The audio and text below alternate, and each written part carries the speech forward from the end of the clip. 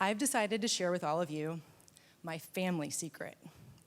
And I don't know what version of unique your family is, but in my Bible-beaten, farm-raised family, any closely held belief was considered sacred. One of the things that all the members of my family knew above all other things was this: the only two tools that you needed to fix anything was duct tape and baling twine.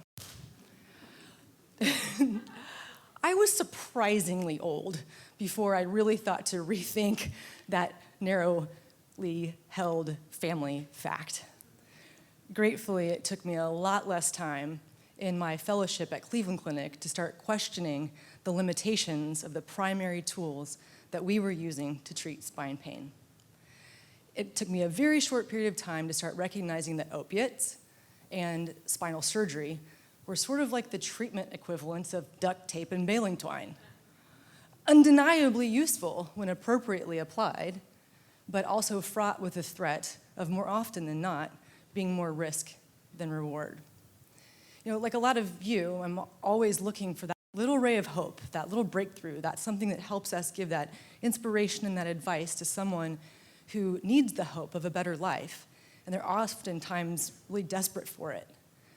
And I recognize that because when I was growing up, from a very young age, I saw what debilitating degenerative spine pain took away from my dad, and then at 32, became aware of the fact that I have the same condition.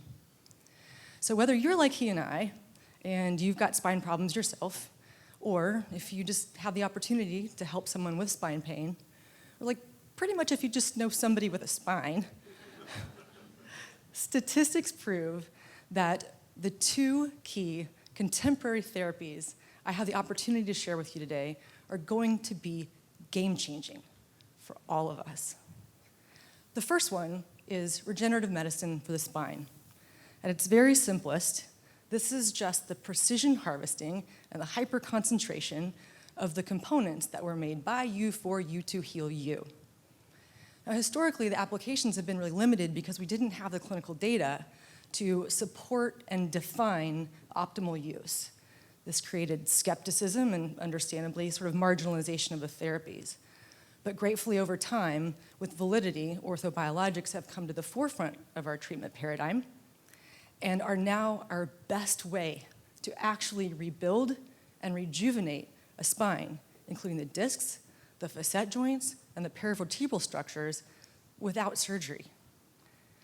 The second that you deserve to know about is contemporary spinal nerve stimulation.